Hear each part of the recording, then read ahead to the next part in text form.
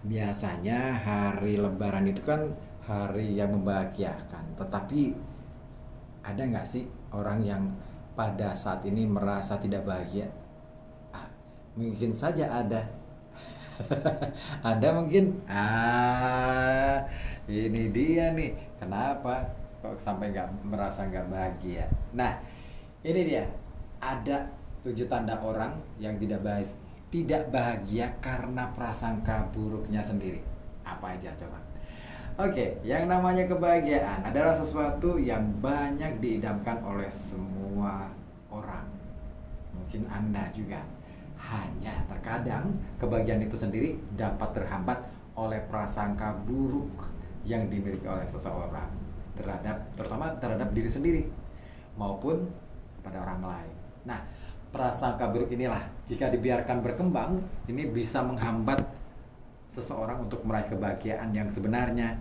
Nah, prasangka buruk atau persepsi negatif terhadap sesuatu tanpa bukti yang kuat ini dapat menjadi batu sandungan besar dalam perjalanan menuju kebahagiaan seseorang.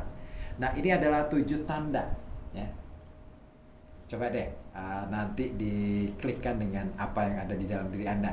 Ini ada tujuh tanda orang yang tidak bahagia karena prasangka buruknya sendiri. Nah, ini dia. Yang pertama, selalu melihat segala sesuatu dari sisi negatif. Ini nih dia. Orang yang tidak bahagia atau tidak bisa bahagia karena prasangka buruk, ini cenderung melihat segala sesuatu itu dari sisi negatif melulu. Mereka cenderung fokus pada hal-hal yang buruk yang juga mengabaikan hal-hal yang positif dalam kehidupan mereka. Nah, sikap ini dapat merusak suasana hati dan menghalangi kemampuan seseorang untuk merasakan kebahagiaan yang sebenarnya. Kemudian ciri yang kedua atau tanda yang kedua, cenderung berasumsi tanpa mengecek fakta. Nah, ini dia. Prasangka buruk seringkali muncul karena seseorang cenderung untuk membuat asumsi tanpa melakukan pengecekan terhadap fakta-fakta yang ada. Dan mereka ini seringkali membuat kesimpulan yang negatif tanpa mempertimbangkan informasi yang sebenarnya. Dan ini dapat mengakibatkan ketidakpastian juga kecemasan yang tidak diperlukan. Tanda yang ketiga apa? Yang ketiga adalah mencemaskan hal-hal yang belum tentu terjadi. Ya, orang yang tidak bisa bahagia ini karena prasangka buruk cenderung mencemaskan hal-hal yang belum tentu terjadi. Jadi bawaannya was-was melulu. Pokoknya selalu berpikir bahwa selalu akan ada kejadian buruk, kejadian yang membuat dia itu ngerasa malu, pokoknya itu aja. Dan mereka terus-menerus khawatir tentang masa depan dan memikirkan segala kemungkinan buruk yang mungkin terjadi tanpa memperhitungkan kemungkinan positifnya. Nah, sikap ini bisa membuat mereka merasa tegang dan tidak bisa menikmati momen saat ini seperti saat Lebaran. Nah, Anda begitu gak ya? Kemudian tidak mau menerima masukan yang konstruktif, ya. Nah, orang yang memiliki prasangka buruk terhadap diri sendiri kerap kali untuk menerima masukan, ya, sulit ya untuk menerima masukan yang konstruktif dari orang lain. Mereka cenderung defensif, ya, atau tertutup dan menolak untuk melihat segala sesuatu dari sudut pandang yang berbeda. Nah, sikap ini dapat menghambat perkembangan pribadi dan membuat mereka sulit untuk meraih kebahagiaan yang sebenarnya. Kemudian tanda yang kelima adalah mempunyai trust issues yang besar. Nah, prasangka buruk ternyata seringkali juga muncul karena seseorang memiliki trust issue yang besar. Mereka sulit untuk percaya kepada orang lain dan cenderung untuk selalu curiga terhadap niat baik orang lain. Dan sikap ini dapat membuat hubungan antar pribadi menjadi tegang dan sulit dinikmati. Tanda yang keenam, sangat reaktif dan emosional dalam menghadapi segala sesuatu.